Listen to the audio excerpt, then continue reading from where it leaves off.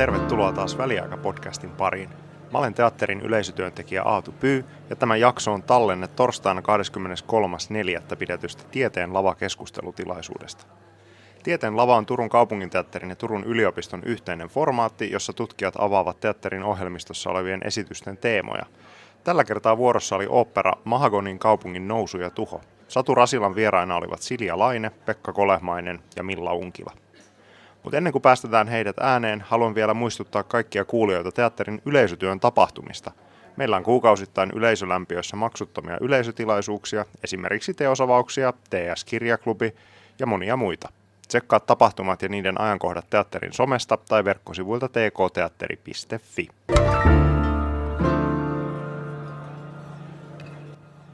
Hei, tervetuloa tänne Tieteen lavalle. Mä olen Satu Rasila täältä teatterilta. Ja Tieteen lava on siis Turun kaupunginteatterin ja Turun yliopiston yhteistyöhanke, jossa me tutkitaan tieteen keinoin niitä teemoja, mitä taiteen keinoin nähdään ja koetaan meidän ohjelmistossa. Ja tänään meillä on aiheena Mahagonin nousu ja tuho, meidän ooppera, joka tällä viikolla perjantaina on viimeiset esitykset Saaristo-oopperan ja TFOn kanssa yhteistyönä tekemämme teos, joka on saanut huikean vastaanoton. Hienot kritiikit Hesarissa ja Turun Sanomissa ja paljon hyvää palautetta yleisöltä. Ja nyt me päästään tutkimaan aihetta vähän tällaisella niin kuin, synkällä otsikolla. Onko tuho tiemme uuteen? Mutta meillä on täällä siis tätä asiaa mun kanssa pohtimassa 3 hienoa tutkijaa.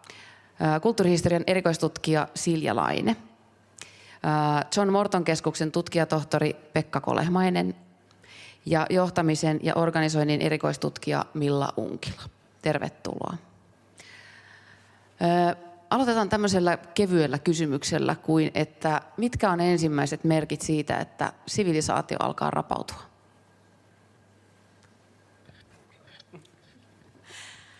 Kiitos. On mahtavaa olla täällä. No mun näkökulmasta niin mehän nähdään niitä koko aika. Eli talousongelmat on sellaisia ja tavallaan tuntuu siltä, että me taloudellisesti mennään niin kuin yhdestä kriisistä toiseen. Työttömyys lisääntyy, ympäristöongelmat on perinteisesti ollut sellaisia, jotka ammoisia sivilisaatioita on rapauttaneet. Eli tämmöinen monien pienten ongelmien, tai ei niin pientenkään ongelmien vyyhti, että niitä alkaa olla vaikeampi ja vaikeampi sanoa, että toi on se iso juttu, joka on nyt se tämän ajan ongelma, vaan että on tämmöistä pientä tai monenmuotoista rapautumista joka puolella. Mä sanoisin, että se on aika huolestuttava merkki siitä, että yhteiskunta alkaa rapautua. Tämmöinen multikriisiytyminen. Joo, ja mä voisin varmaan tuohon lisätä silleen tämän niin kuin multikriisiytymisen ohella ehkä jollain tavalla vielä semmoinen tietynlainen jähmeys siinä kyvyssä lähteä ratkaisemaan niitä. Että sitä nähdään, että periaatteessa se järjestelmä, jonka pohjalle yhteiskunta on rakentunut, sen perustoimintakyky alkaa heiketä, mutta sitä järjestelmää ei kyetä tai haluta lähteä muuttamaan vastaamaan niitä muuttuneita tilanteita siellä pohjatasolla. Ja vielä niin, että kun ratkaistaan yksi ongelma, niin sitten pahennetaan sitä toista. Silloin ollaan niin kuin järjestelmätason ongelmissa. Vähän semmoista hölmöläisten peiton pidennystä, että leikataan yhdestä päästä ja liimataan toiseen, niin se ei oikein auta. Te olette tavallaan ihan oikeassa, mutta mä ajattelin, että tämän voisi niin kuin kääntää myös toisinpäin ja vähän miettiä, että onko sivilisaatio oikeasti romahtamassa vai mikä se on, mikä romahtaa? Onko se niin kuin luonto ja ympäristö ja onko se tietty osa yhteiskuntaa? Ja mä ajattelin, että ehkä se rapauttavaa myös siinä, että me ei nähdä sitä, mikä on tärkeää ja säilyttämisen arvosta ja niin kuin pistetään niitä paukkuja siihen. Niin onko siis meillä yhteistä näkemystä siitä, mikä on tärkeää ja säilyttämisen arvosta myöskin?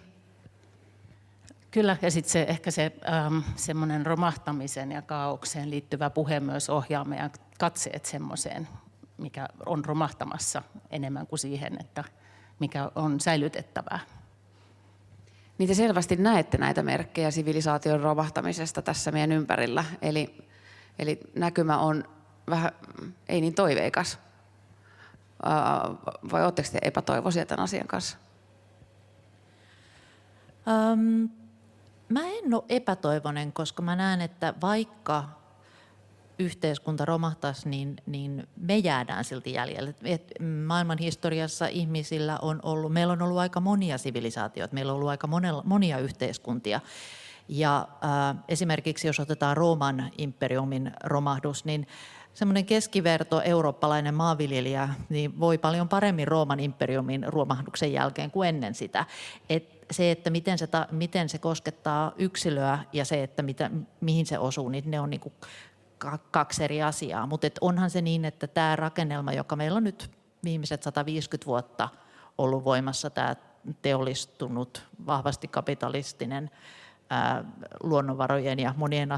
luonnonvarojen ja ihmisyyden ylikulutukseen perustuva järjestelmä, niin kyllähän se alkaa olla tiensä päässä. Se, että mitä sitten seuraavaksi tulee, niin sehän on mielenkiintoista, että pystytäänkö me siirtymään seuraavaan yhteiskuntaan ilman kovin suuria rytinöitä vai tuleeko se sitten isoja rytinöiden kautta, mutta eihän se tähän lopu ihmiskunnan tarina.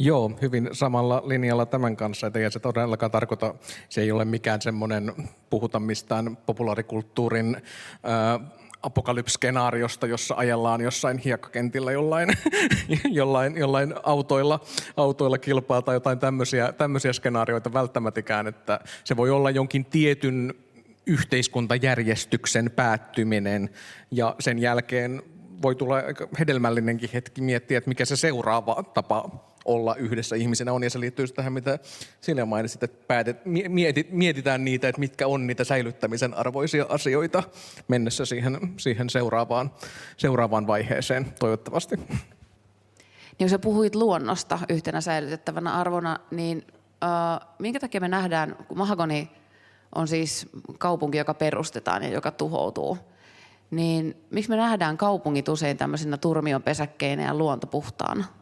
Voisiko tämä mahagoni tapahtua metsässä tai jossain maaseudulla? No ei varmaan voisi.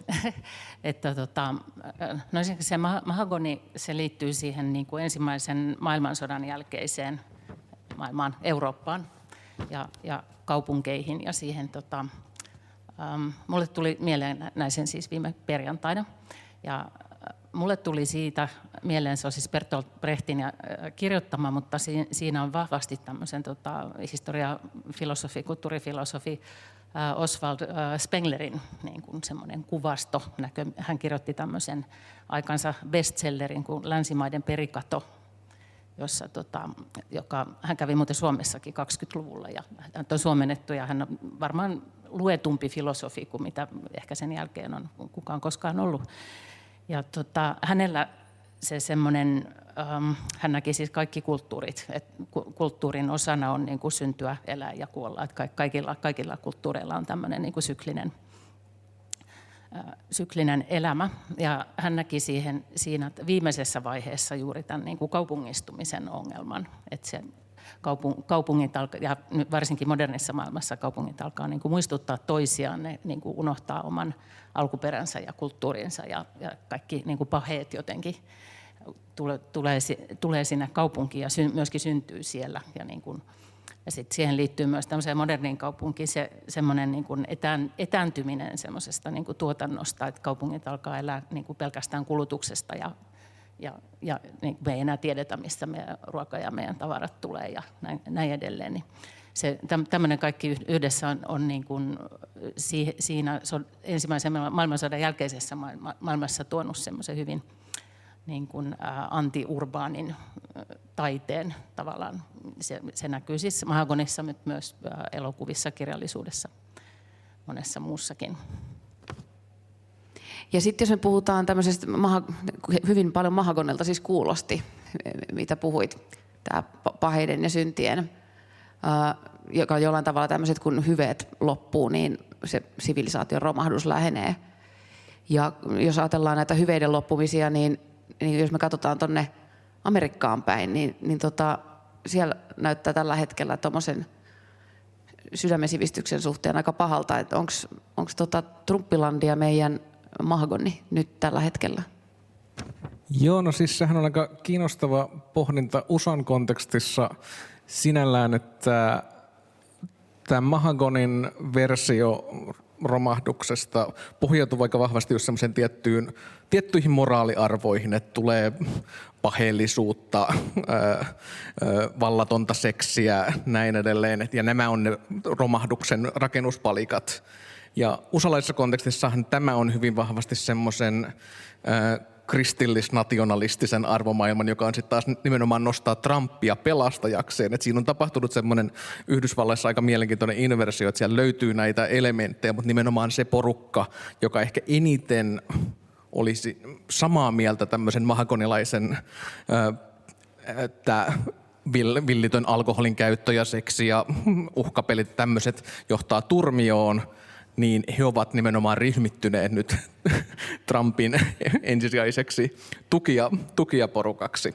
Mutta toki silleen, kun sitä koko meininkiä seuraa täältä Euroopasta päin, niin onhan siinä niin kuin aika vahvasti huojuu se koko järjestelmä, mille pohjalle se maa on rakennettu. Ja se on Trumpin kaltainen hahmo, joka nimenomaan jos miettii tätä aikaisempaa ajatusta siitä, että yhteiskunnan perusperiaatteet jollain tavalla ei enää toimi, niin siinähän nyt on poliittinen liike, joka henkilöityy häneen, joka lähtökohtaisesti ei noudata mitään vanhoja sääntöjä tai vanhoja tapoja elää yhteiskunnassa tai toimia poliittisesti, niin siinä mielessä se on selkeästi huojahduspisteessä. Se jollain tavalla kuitenkin myös syntyy siitä, että se mielenkiintoisesti se Trumpin ympärillä toimiva poliittinen liike on se, joka uskoo yhteiskunnalliseen romahdukseen, mutta heille nimenomaan Trump on se ollut ainakin se pelastaja siihen tilanteeseen.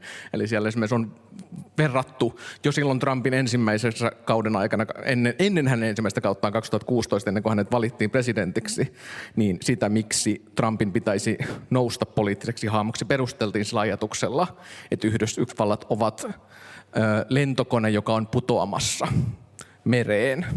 Ja sitten tämä oli niin kuin yhdysvaltalaisen konservatiiviliikkeen näkemys, ja heille se Trumpin nostaminen johtajaksi oli se versio tapahtumista, että sännätään sinne ohjaamoon ja yritetään napata siitä ohjaimesta kiinni. Että se oli se heidän niin kuin näkemys yhteiskunnasta jo silloin. Sanoma. Tuossa on jännää, siis tuossa Trumpissa se, että kun yhtäältä yksi iso ongelma, joka itse asiassa näkyy myös tuossa mahagonyssa, jossa tuntuu siltä, että ihmiset on sellaisia lihakoneita. Et meillähän on nyt 1800-luvun puolesta välistä asti ollut jotenkin semmoinen käsitys ihmisistä, että me ollaan ikään kuin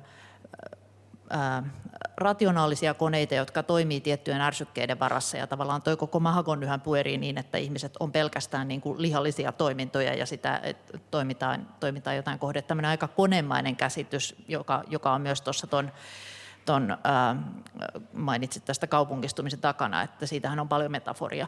Että ollaan ikään kuin koko aika jätetty pois ja enemmän ihmisyydestä sitä jotain muuta kuin tätä lihaa ja luuta ja halvia, tätä merkityksellisyyttä ja sydämen sivistystä, niin kuin sä sanoit, niin tavallaan se, mihin toi Trumpin vetovoima perustuu niin kuin tämmöisessä ikään kuin ylirationaalisessa, korostuneen jotenkin koneellisessa maailmassa on semmoinen tietty menestysteologia, että se ikään kuin on tuonut siihen, että sen takanahan on huima määrä ihmisiä, jotka uskoo, joilla on hirveän vahva tämmöinen kristillinen, fundamentalistinen käsitys, uskotaan tempaukseen, uskotaan siihen, että kun ihminen menestyy, niin se on merkki jumaluudesta. Että tavallaan tämä tämmöisen koneellistuneen maailmankäsityksen vastavoimaksi, kun tulee joku tyyppi, joka kertoo, että hei, mä olen nimenomaan Jumalalta saanut tämän mandaattini olla johtaja, niin sitten se puree niin hyvin kuin mitä puree. Tämä on niin kuin mielenkiintoinen jotenkin ristiriita siinä, että me selkeästi tarvitaan jotain muuta kuin sitä lihakone-elämää. Että me tarvitaan jotain hengellistä, on se sitten, tai henkistä, on se sitten jotain yliluonnollista tai jotain, mitä löytyy taiteesta, teatterista, musiikista, mistä vaan. Mutta mä voisin vielä tuohon lisätä, että on tuossa semmoinen koneellinen puoli kuitenkin. Mä mietin silloin katsoessani tätä esitystä, että siinä oli tosi mielenkiintoista mulle siinä alkuvaiheessa tämä Mahagoni niin kuin projektina, jonka ajatuksena oli, että okei, me annamme ihmisille nyt mitä he haluavat, eli tätä paheellisuutta, mahdollisuuden elää tämmöisessä paheellisuudessa, niin se ei oikeasti siinä alkupuolella etenkin kauheasti toiminut, että ihmiset kyllästy siihen ja olivat lähdössä pois. Ja se tuntui, että se alkoi toimimaan siinä kohtaa, kun tuli se kokonaan niin kuin koneellinen elementti, jossa sen sijaan, että seurataan sitä, mitä ihmiset haluavat, tai yritetään jotenkin tarjota heille sitä, mitä he haluavat, heille kerrotaan ylhäältä päin, te haluatte tämän, tämä on se, mitä te haluatte. Ja sitten ihmiset on siellä sillä, että okei, joo, näinhän me tehdään.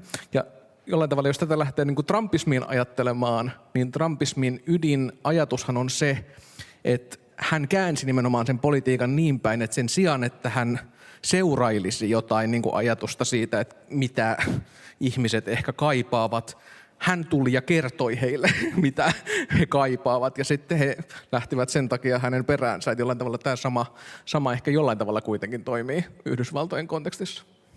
Niin valintojen tekemisen vaikeus on varmaan siinä niin kuin pohjalla. Et siis maailma, missä me eletään, se on ihan jäätävän monimutkainen. Mulla on 2 teiniä, jotka pohtii, että mitä ne tekee, mitä niistä tulee isona, niin se määrä valintoja ihan siis arjessa on niin kuin jotain huimaa. Et tuntuu, että me ollaan kollektiivisesti ihan hirveän väsyneitä siihen, että meidän täytyy tehdä valintoja koko aika kaikesta mahdollisesta, monien erilaisten näkökulmien ja tällaisten monien erilaisten arvomaailmojen, niin kuin tiedetään niin paljon asioista, niin jotenkin sitten tämmöiseen monimutkaisuuteen, kun tulee joku yksi tyyppi, joka sanoo, että mä olen saanut Jumalalta tietoa, niin että tämä on se oikea juttu, tehdään näin, vumf, niin onhan se aika vahva sanoma.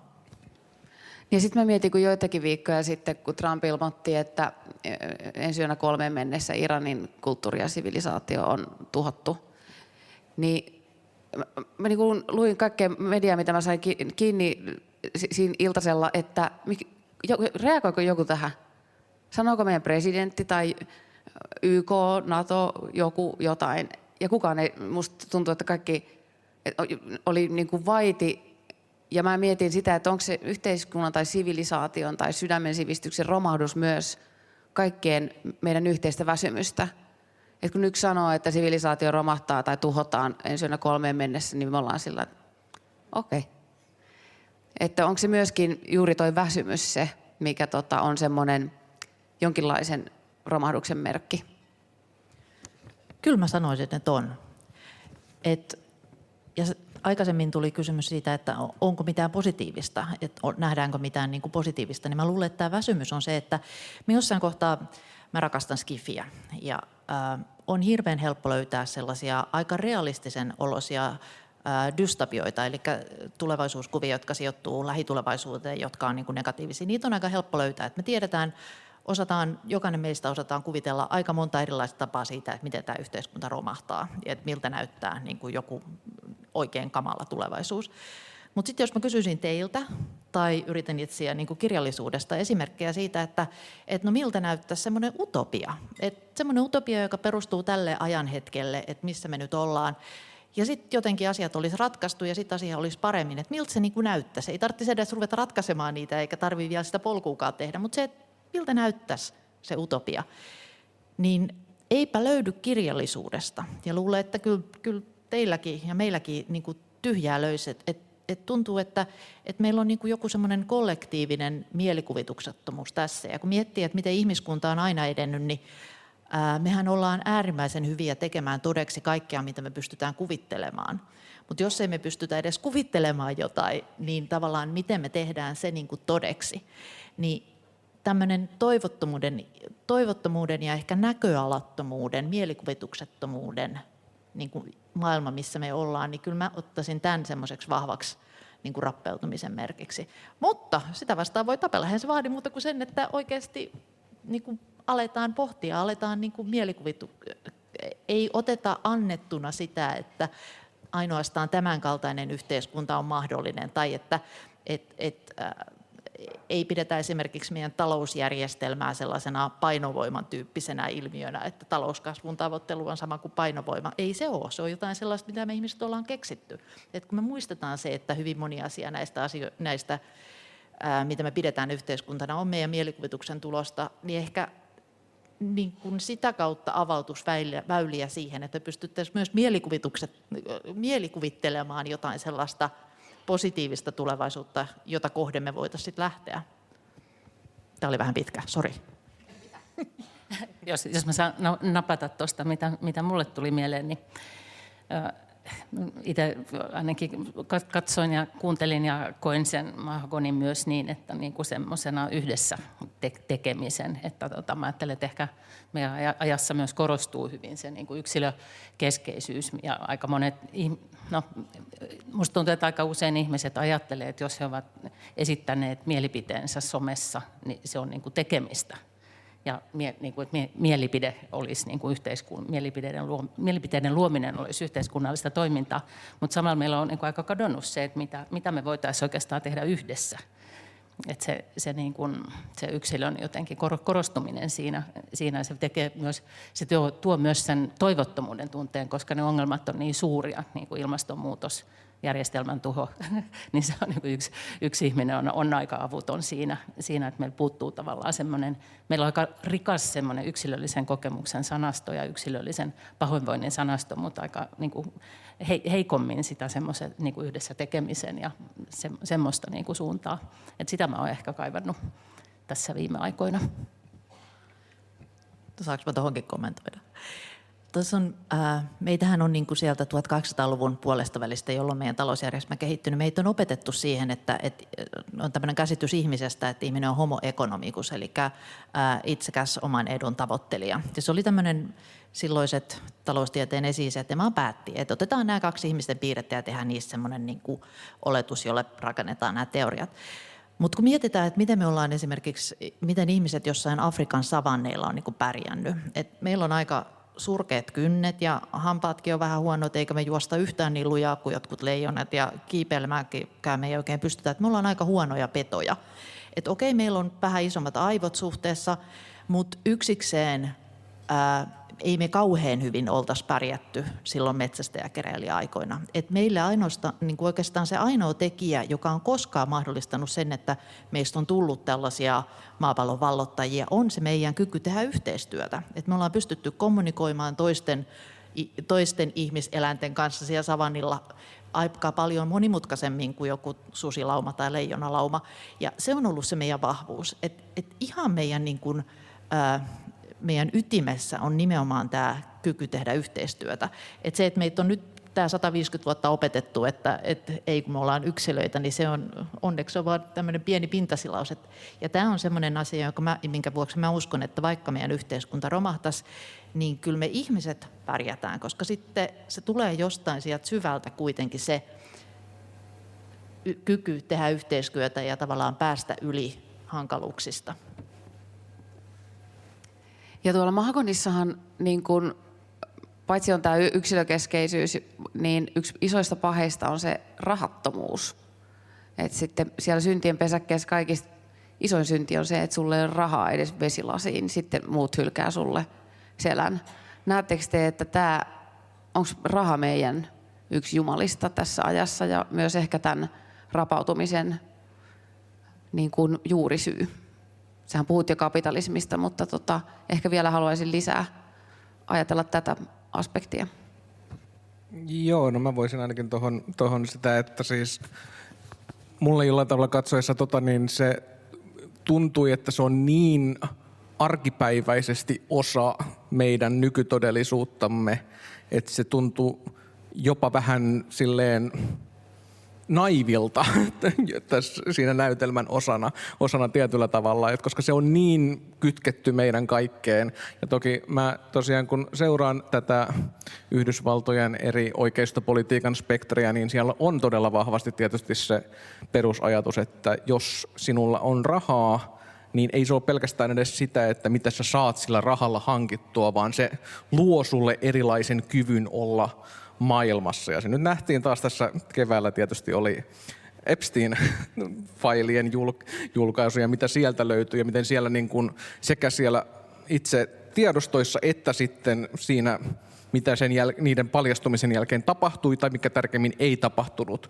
niin siellä on tosi vahvasti se semmoinen ajatus, että jos olet tarpeeksi rikas ja rikkauden kautta arvovaltainen, erityisesti rikas arvovaltainen mies, niin sitten sinä voit tehdä mitä tahansa melkein ilman, että tulee mitään jälkiseuraamuksia. Ja se on todella mielenkiintoista, miten esimerkiksi nyt tietysti USAn republikaanipuolue ja erityisesti niin kuin oikeistopolitiikka laajemmin ei tunnusta tällä hetkellä ilmastonmuutosta tai mitään tällaista heidän reaalipolitiikassaan, mutta sitten todella monet siitä erityisesti rikkaammasta porukasta, jotka rahoittaa sitä koneistoa, niin käytännössä kaikessa niin kuin takahuonepuheissaan he selkeästi uskovat siihen. He vaan lähtevät siitä lähtökohdasta, että koska he ovat tarpeeksi rikkaita, niin se ei tule koskettamaan heitä, koska he pystyvät ainakin heidän näkökulmansa on se, että he pystyvät aina kuitenkin pakenemaan sitä, mitä tahansa tapahtuukaan tämän johdosta. Ja tietysti äärimmäisenä versiona siitä he rakentavat jotain tuomionpäivän bunkkereita jonnekin ja luovat tällaisia kaikkia koneistoja siltä varalta, että mitä jos jotain tapahtuu.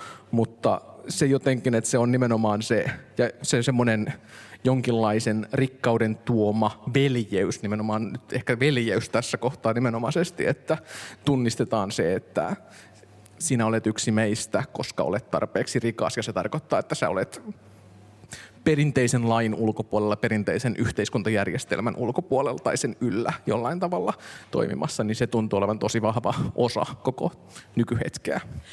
Mä taas otan tähän Kiinan esimerkin, koska rahahan on satu. Se on arvon tallennusväline ja arvon siirtoväline. Eli meillä on jotain semmoista konkreettista tässä. Mulla on esimerkiksi vesilasillinen tässä. Ja jos sulla on kova jano ja mä vaihdan sen siihen, niin kun jos sulla on kolikko ja mulla on vettä, niin me voidaan vaihtaa se, jos mä teen sillä kolikolla jotain. Jos mä voin sillä sitten ostaa jotain muualta, mutta jos mä en voi ostaa sillä kolikolla mitään mistään muualta, niin mä mieluummin juon tämän veden itse, kun otan sulta metallipalan. Et näinhän markkinat aikoinaan syntyi, että rahaa ei pysty syömään, ei juomaan, ei hengittämään. No, jos vielä on seteleitä, niin niillä saa takan sytytettyä, että vähän ne voi lämmittää, mutta siihen se tavallaan niin kuin rahan semmoinen konkreettinen arvo.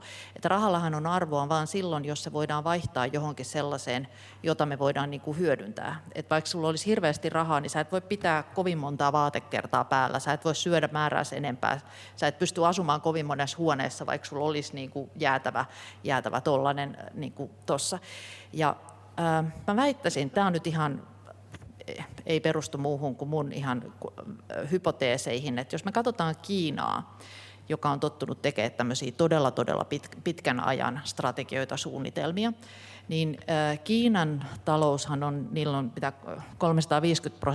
BKT:stä on velkaa, eli ne on ottanut ihan hirveästi velkaa. Ja mitä ne on tehnyt sillä? Ne on rakentanut konkreettisia asioita, ne on rakentanut teitä, rakennuksia, laittanut aurinkovoimaa pystyy, tehnyt hankkinut hirveästi metalleja, jotta ne pystyy tekemään tämmöisiä asioita. Ja taloudellisesta näkökulmasta on kauhean riskaabelia se, että otetaan niin kuin hirveästi velkaa, mutta sitten semmoisesta oikean elämän näkökulmasta, niin mä mietin, että onkohan siellä joku ajatellut niin, että kun tämä meidän talousjärjestelmä joka tapauksessa sakkaa, niin sitten meillä on ainakin nämä talot, meillä on nämä aurinkopaneelit, meillä on tätä raakametallia, josta me pystytään tekemään sitä, tätä ja tota.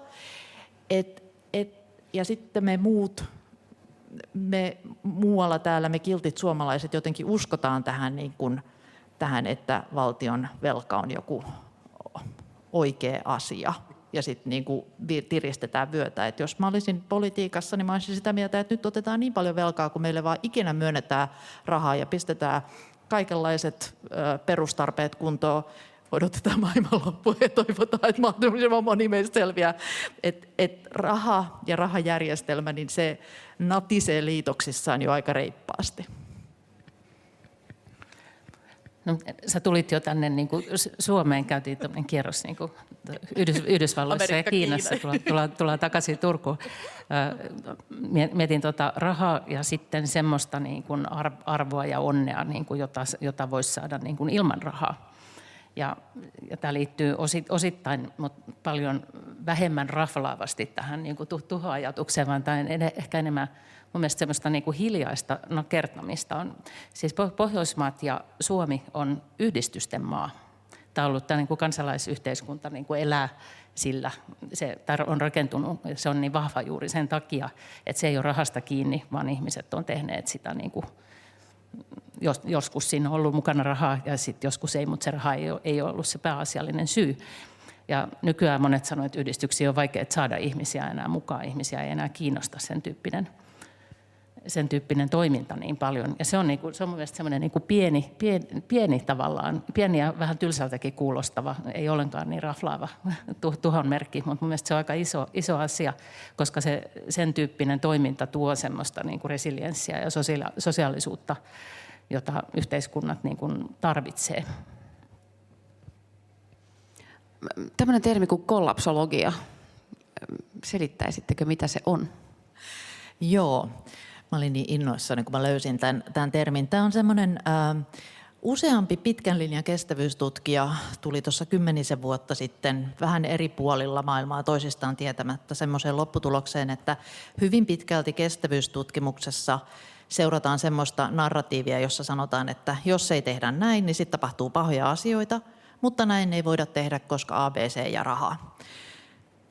Ja sitten se keskustelu loppuu siihen, että kukaan ei tunnu jatkavan sitä, että no jos kerran näin ei voida tehdä, ja jos se tekemättömyys johtaa pahoja asioihin, niin eikö sitten niitä pahoja asioita tapahdu, ja eikö meidän sitten pitäisi keskustella niistä. Niin kollapsologia on se jatko tälle lauseelle. Eli me tiedetään ympäristön, tiedetään ilmastonmuutoksesta, tiedetään luontokadosta, tiedetään ruokajärjestelmän haurauksista, tiedetään energiajärjestelmän ongelmista, me tiedetään talousjärjestelmän ongelmista, me tiedetään näistä ongelmista ja tiedetään, että vaikka meillä olisi yksittäisiä ratkaisuja yksittäisiin ongelmiin, niin tämä koko vyyhti on niin haastava, että se kokonaisuuden suuntaan alaspäin.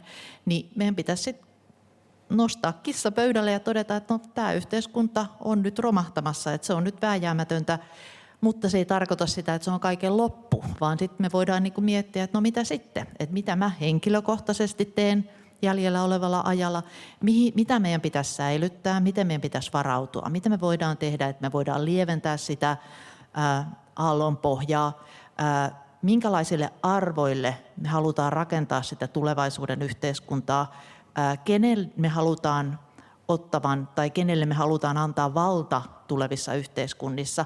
Että näitä asioita täytyy niin kuin pohtia ja tavallaan niin kuin hyväksyä, että jos se ainoa tutkimus ja ainoa ajattelu tähtää vaan siihen, että ikään kuin taistellaan jo hävittyjä taisteluita, niin me ollaan paljon huonommassa jamassa kuin että jos me todetaan, että nämä asiat, tämä on tämä vanha, mikä se on se tyyneysrukous, että täytyy hyväksyä asiat, joita ei voi muuttaa ja rohkeutta muuttaa niitä, mitä voi ja viisautta erottaa nämä toisistaan, niin kollapsologia on oikeastaan semmoinen kestävyystutkijoiden tyyneysrukous, sanotaanko näin.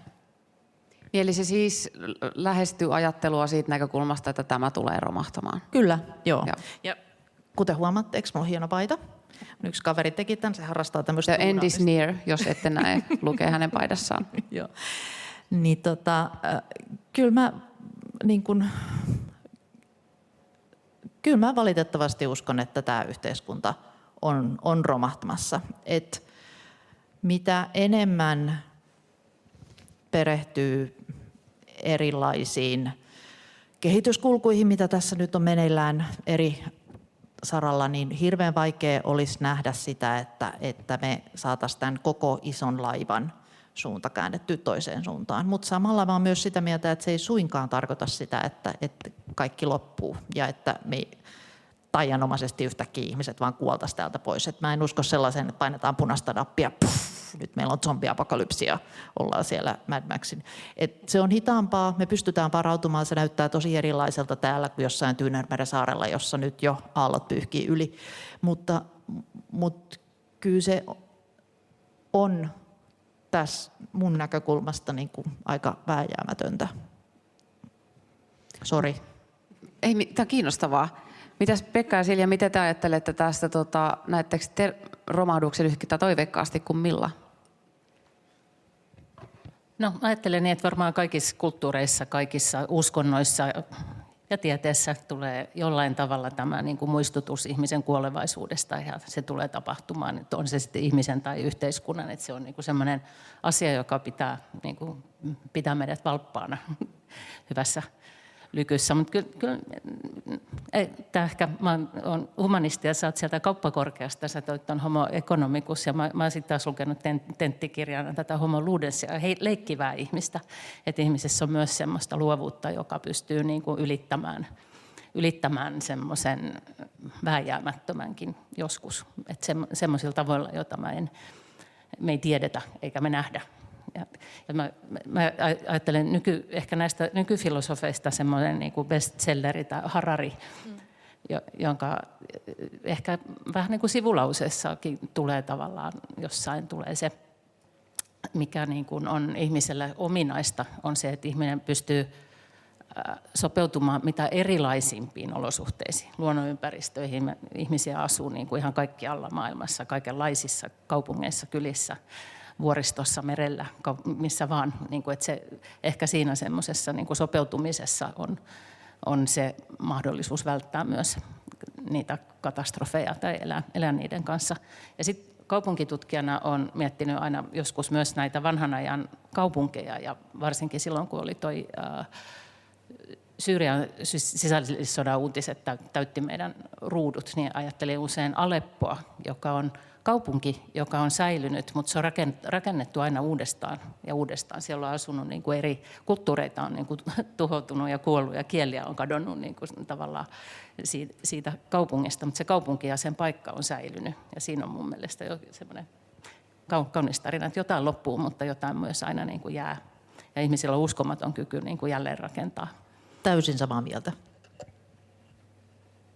Joo, en tiedä, onko minulla kauheasti näihin lisättävää. Mä olen hyvin samoilla linjoilla, että ehkä ensisijaisesti se on se kysymys siitä, että mä uskon myös niin kuin ruohonjuuritasolla ehdottomasti ihmisten kykyyn löytää uusia toimia. Se on sitten vaan se eri asia tosiaan, että kuinka pitkään ehkä semmoisen poliittisen järjestelmän tasolla tarraudutaan semmoiseen tapaan tehdä asioita, joka on päivä päivältä kestämättömämpää ja jota ei välttämättä tosiaan sitten kaikki poliittiset liikkeet noudata. Niin kuin sanottua, mä tarkastelen asioita aika pitkälti sieltä tietyn ehkä äärioikeistolaisen liikkeen näkökulmasta, koska se on se, mitä mä tutkin ja mitä mä seuraan aika paljon. Ja heillä on hyvin vahva kyky hahmottaa se, että nykymaailma järjestelmänä on heidänkin näkökulmastaan menossa johonkin täysin uuteen suuntaan. Ja mä toivon, että sitä samanlaista energiaa, mutta toisenlaiseen suuntaan löytyisi myös enemmän sieltä muualta semmoista niin kuin kykyä kyseenalaistaa joitain tiettyjä todellakin poliittisia niin sanottuja totuuksia. No mitä sitten, kun puhutaan yhteiskunnasta ja sivilisaatiosta ja rakenteista, aika tämmöisistä niin kuin isoista meidän yhdessäolon palikoista, niin mitä yksilö voi tehdä tämmöisessä tilanteessa? Mikä on yksilön mahdollisuudet vaikuttaa? Onko niitä? Okei.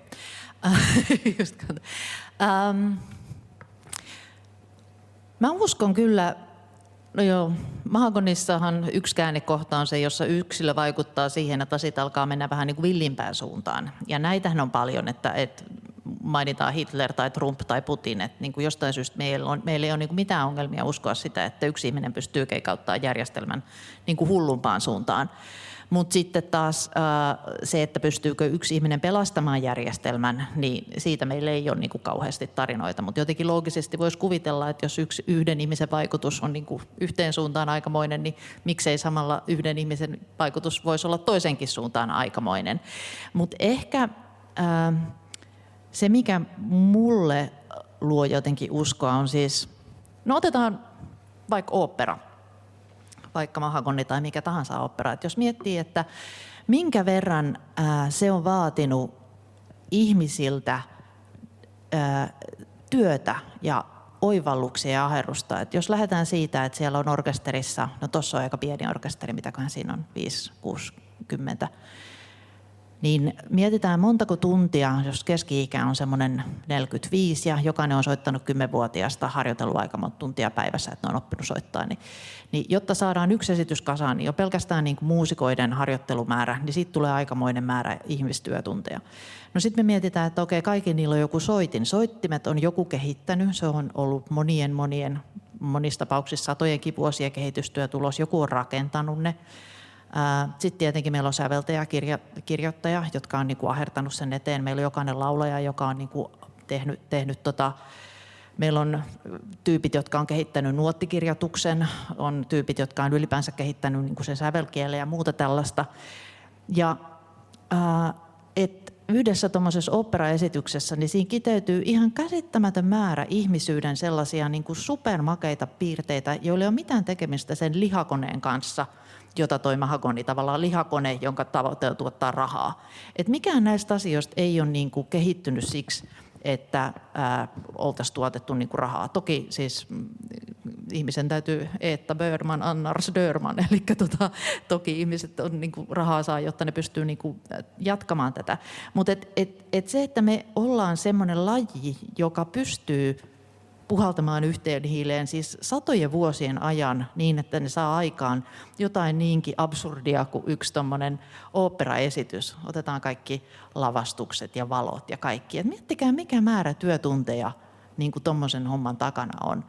Ja jotka on niin kuin tehty siis nimenomaan siitä näkökulmasta, että vitsit, onpa makeeta, kun me pystytään tekemään tällaista.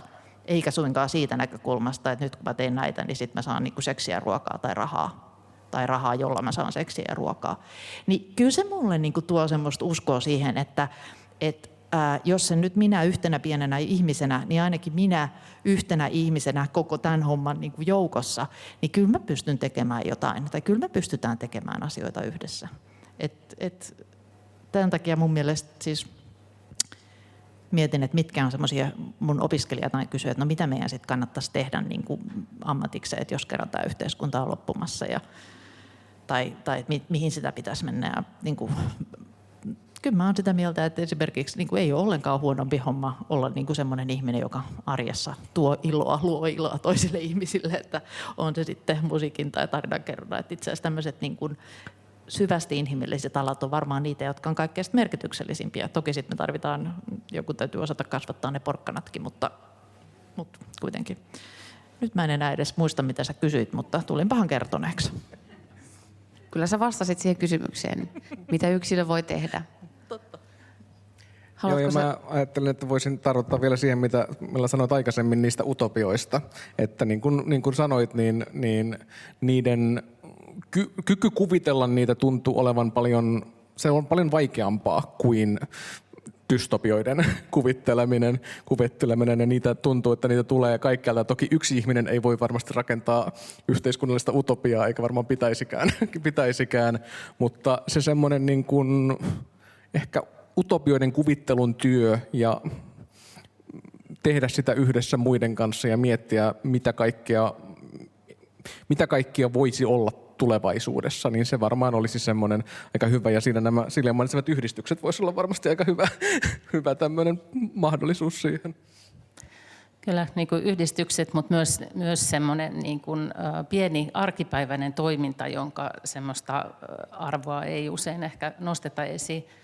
Mä olen ollut semmoisessa tutkimusprojektissa, jossa on tutkittu niin kuin julkista liikennettä ja julkisia tiloja ja ihmisten kohtaamisia niissä, jotka on tavallaan semmoisia lyhyitä arkipäiväisiä niin kuin ohimeneviä. Ja siinä yhteydessä meille niin kuin tuli tämä tutkimusporukalle tuli niin kuin ajatuksena tämmöinen käytetty termi kuin englanniksi, jos sallit, niin tämmöinen small act of kindness, eli tämmöiset niin kuin pienet hyvät teot. Ja se, että miten jollekin ihmiselle, että se, että joku tervehtii, antaa bussissa tilaa tai auttaa kollegaa jossain työssä tai tämmöisiä, niin kuin, tai että meidän elämä oikeastaan koostuu pienistä kohtaamisista ja niissä voidaan tehdä sellaisia asioita, jotka siinä hetkessä on hirveän pieniä, mutta jotka voi viedä eteenpäin. Tuossa Anne Heimo on folkloristiikan tutkija, joka on tutkinut Sirkkalan vankileiriä vuonna 1918. Ja siellä oli siis vanginvartijoita, jotka antoivat leivän tai antoivat omaisten tuoda niin kuin, tavaraa ja elintarvikkeita sinne leirille. Hän ei varsinaisesti tehnyt mitään muuta kuin laittoi silmät kiinni hetkeksi, että oli niin kuin mahdollista. Mutta niin semmoisista asioista jää ihan niin kuin valtavan pitkä häntä. Ne on niin kuin pieniä asioita arjessa, mutta ne voi niin kuin kantaa kauas tulevaisuuteen. Ja Sirkkalan kasarmihan on tunnettu siitä, että siellä ei ollut sellaista väkivaltaa kuin mitä sitten taas muilla vankileireillä Suomessa oli. Eli semmoinen niin kuin, ehkä semmoinen myös, että ihmiset voisivat niin kuin tavallaan ymmärtää sen maailman, jossa he itse elävät ja niin kuin mitä he voivat niin kuin siinä maailmassa tuottaa, koska me ei voida ehkä vaihtaa, ei ehkä ole mitään, miten me saataisiin tässä vaihdettua Yhdysvaltain hallinto. Niin kuin, että siihen me ei vaan niin kuin pystytä, mutta tavallaan hahmottaa paremmin se maailma, missä me eletään ja mihin me pystytään vaikuttamaan. Oliko sulla teksti, mä ymmärsin, jonka sä halusit lukea? Joo, mulla olisi tähän liittyen tämmöinen, sanoin tämän tässä itse, mutta mulla olisi myös tämmöinen kaunokirjallisemmin ilmastuna sama asia, jonka voisin lukea. Tämä on Italo Calvinon romaanista Näkymättömät kaupungit, joka on myös yksi tämmöinen kaupunkitutkijoiden ja kaupunkikirjallisuuden klassikko.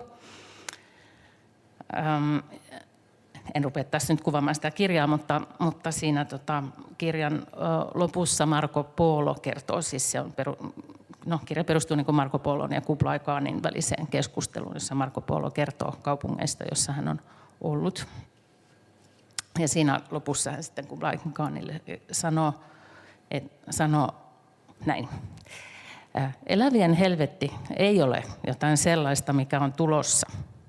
Jos helvetti on olemassa, se on jo täällä. Helvetti, jota elämme päivästä päivään ja jonka muodostamme eläessämme yhdessä. On 2 tapaa olla kärsimättä siitä. Ensimmäinen on monille helppo. Hyväksyä helvetti ja tulla osaksi sitä. Toinen on vaativa ja vaatii jatkuvaa tarkkaavaisuutta ja oppimista. On etsittävä ja tunnettava, kuka ja mikä helvetissä ei ole helvettiä. On sallittava sen näkyä ja annettava sille tilaa. Kiitos.